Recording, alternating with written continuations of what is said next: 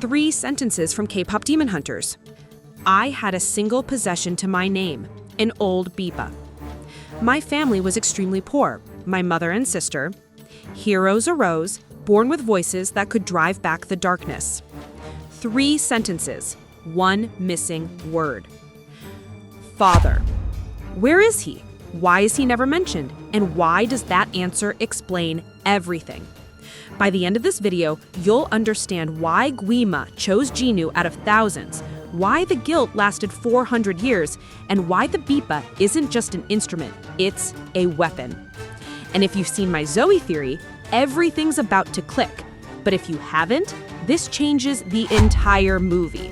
Either way, don't skip ahead. Because Jinu wasn't random, he was always the target. Listen to the film's opening, word by word. Celine, until heroes arose to defend us, born with voices that could drive back the darkness. With this connection, the first hunters created a shield, the Hanmoon. Heroes, plural, no number. Voices, multiple, no count. The first hunters, unspecified. Only later, every generation a new trio of hunters is chosen. A trio, 3. But that's every generation after, not the first one. Korean mythology has 4 guardian deities, Sasang. They protect the cardinal directions: Azure Dragon East, Vermilion Bird South, White Tiger West, Black Tortoise North. You cannot protect a realm with 3. The cosmic balance demands 4. This isn't storytelling preference. In Korean geomancy, the actual science of protecting spaces, 4 directions must be guarded. Every palace, every fortress, every sacred site in Korean history has 4 directional protection. 3 is structurally unstable. 4 is cosmic law. That's why they failed for 400 years. Look at Huntrix today. Rumi has White Tiger. Mira has Black Tortoise. Zoe will inherit Azure Dragon. 3 out of 4. The Vermilion Bird is missing. That's why they can't create the Golden Hanmoon, because the original ritual required 4. The first hunters were 3 female shamans and 1 male musician. Yin and Yang, 3 and 1. 4. Jinu's father was the 4th guardian, the Azure Dragon of the East, and he died in the ritual. Creating a barrier strong enough to trap the Demon King required ultimate sacrifice. This isn't new. Across anime and fiction, the most powerful seals demand a price. In Soul Eater, Shinigami sealed himself into the ground to imprison the first Kishin. In Kekaishi, a mother sacrifices herself to seal the domain. The pattern is universal.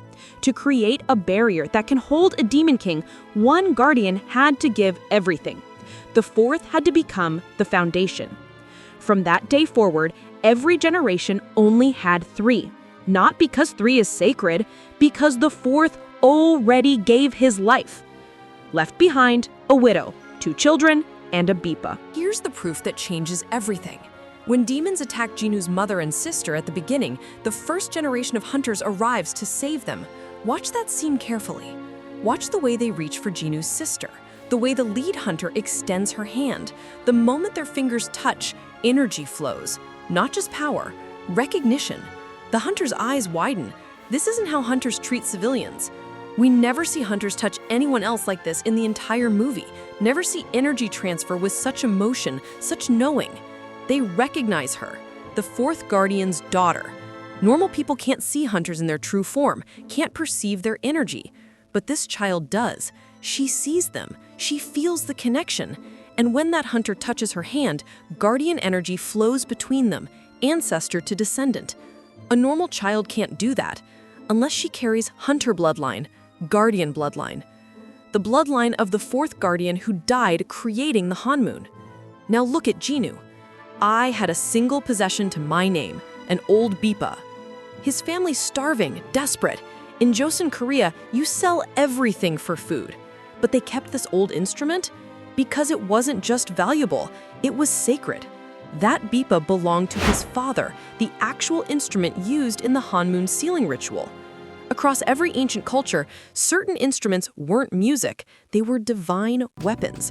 Greek lyre ended wars between gods. Indian Veena maintains cosmic order. This Bipa sealed a demon king. And Jinu's family starved rather than sell it. It holds residual guardian energy. That's why Jinu could channel such powerful demon magic through it. The same instrument that sealed Guima was helping free him. Jinu mentions his mother 3 times, his sister twice, his father 0. In patriarchal Joseon Korea, that's impossible, unless his father died before his memories, unless the death was too painful to speak of. Celine says hunters were born with voices that could drive back the darkness. Not trained, born with this power. Where did Jinu's natural musical talent come from? His father, a guardian whose voice helped imprison Guima. Watch when Jinu suggests, go after what powers the Han Moon, the fans. How does a 400-year-old demon know that music defeats hunters? How does he know the barrier is powered by emotional connection? This is inherited knowledge, guardian bloodline memory. His father helped create the Han Moon using music to unite souls. That strategic understanding stayed in Jinu's blood, subconscious, instinctive, so deep he didn't know why he knew it. Guima recognized it immediately and twisted it, made Jinu use his father's tactical genius to destroy what his father died for. Every plan Jinu created, every strategy, every insight about using music against hunters, that was his father's legacy, corrupted. The son wielding the father's weapon and the father's knowledge both turned against everything the father died for. Now we see Guima's true genius. He spent 400 years trapped by 4 guardians, but one guardian left behind a family. And Guima knew something else. Without the 4th guardian, the Golden Han Moon could never be achieved. So he had 2 goals: revenge on the guardian who trapped him, and ensuring no generation could ever complete what the first started. He waited decades for the guardian's son to grow up, to become desperate. When Jinu was at his lowest, Guima struck. I can give you what your father couldn't. I can save your family. Jinu didn't know his father was a hunter. His mother never told him. So Jinu accepted. And Guima's revenge was perfect. The 4th guardian's son, now his servant, the Golden Han Moon, impossible without the 4th bloodline. Guima says, I know you, Jinu. In 400 years, you've never done a single thing that didn't serve yourself. 400 years of intimate observation. Out of thousands of demons, he watches this one. Why? Because every day, Guima savors victory over the guardian who trapped him, through his son. Here's where Guima's evil shows. He tells Jinu, you betrayed your own family. You left them behind. You killed your family. But is that true, or is that what Guima wants Jinu to believe? Think about it. A mother whose husband died fighting demons, then their son gets corrupted by the demon their father died fighting. Did they die of poverty, or did Guima ensure they died to make Jinu believe this? Guima needs Jinu to believe he killed them, because guilt is control, shame is chains. He's torturing the guardian's son with weaponized guilt about deaths Guima probably orchestrated.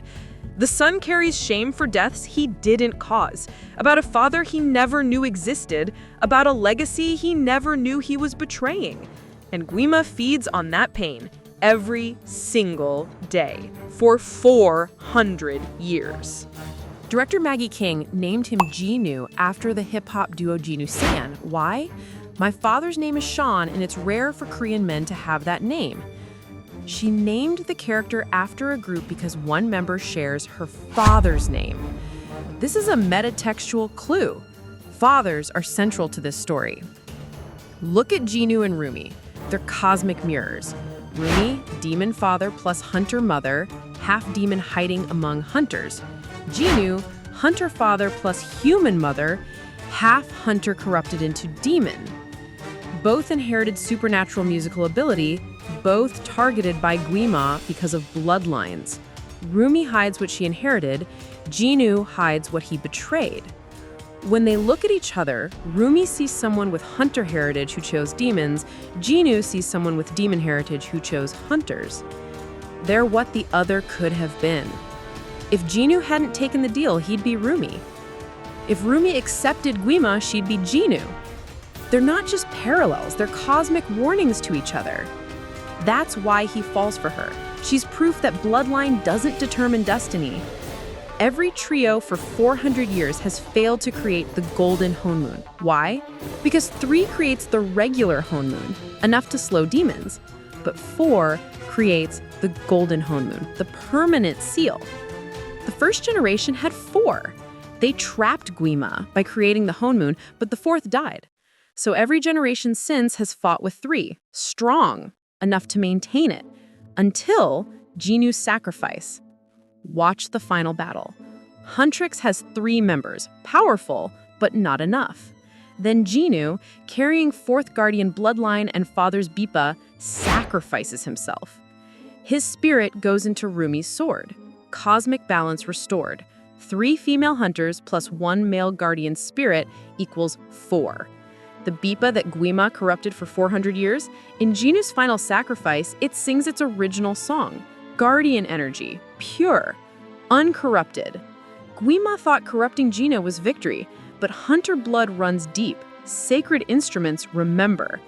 Even after 400 years, Jinu's father's legacy lived on, and the guardian's son helped save them all.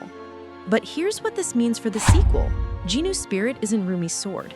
His father's Bipa still exists, and his spirit animals, they go to Zoe. I proved in another video that Zoe is Jinu's reincarnated sister. The spirit animals recognize her. The bloodline recognizes her. Picture this sequel moment. They need the golden Honmoon, the real one. Zoe stands there holding her father's Bipa, wearing her brother's tiger, the azure dragon heir. In my video about why Zoe never says Mira's, I proved speaking it without 4 guardians creates a curse. So Zoe must say Mira. Rumi steps forward. Say it. We have 4 guardians now. Trust us. Rumi grips the sword tighter. Jinu's spirit pulses. Zoe whispers, Mira. Mira's eyes glow. Patterns spread. The demon blood awakens. But no explosion, no curse, because this is the moment his father died for. We've got evidence from every angle. But there's been one missing word. It sits at the heart of everything. From Guima's devious plan for Jinu to Jinu's redemption. And now, we're about to kick that door wide open and see the truth all of you have been fighting for. Ready? The 4 guardians are complete. Rumi, White Tiger West, half demon accepting both sides. Mira, Black Tortoise North, awakened demon blood under control. Zoe, Azure Dragon East, the 4th guardian's bloodline heir holding her father's Bipa. Jinu's spirit, Vermilion Bird South, reformed darkness channeling through Rumi's sword. For the first time in 400 years, metal, water, fire, earth. West, north, east, south. 3 female hunters plus 1 male guardian spirit. Light plus reformed darkness.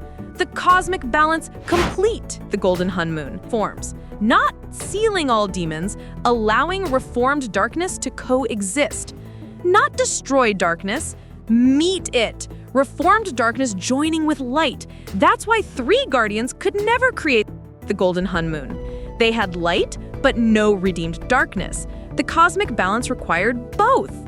Jinu whispers through his father's Bipa, Father, we did it. We didn't just seal evil, we made a world where reformed darkness belongs. So when you ask, why did Guima choose Jinu? It wasn't random. It was bloodline revenge. The 4th guardian sacrificed himself, left behind a widow, 2 children, and a sacred Bipa. Guima's revenge?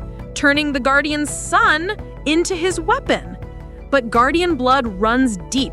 Sacred weapons remember. Souls find their way across centuries. When Jinu chose Rumi, chose sacrifice, chose to restore his father's weapon, he didn't just redeem himself. He completed a 400-year cycle, freed 2 bloodlines, united 4 guardians. The director named him after her father because fathers are the hidden story. The father who sacrificed everything to trap Guima, the son who sacrificed everything to complete the mission. 400 years apart, same bloodline, same weapon, same purpose. Evolved, improved, perfect, not excluding darkness, transforming it. Jinu wasn't just Guima's best servant. He was always meant to be a guardian. He just took 400 years and 3 extraordinary girls to remember. This theory connects to everything. Zoe is Jinu's reincarnated sister. Why Zoe never says Mira's name. Mystery Saja is Mira's brother. One story, 4 angles. Everything converges here. Drop your thoughts below. Which evidence convinced you? New here? Start with any linked video. They all connect. Been here since Prison Tree? You know what this means. Thanks for watching, love. See you in the demon realm.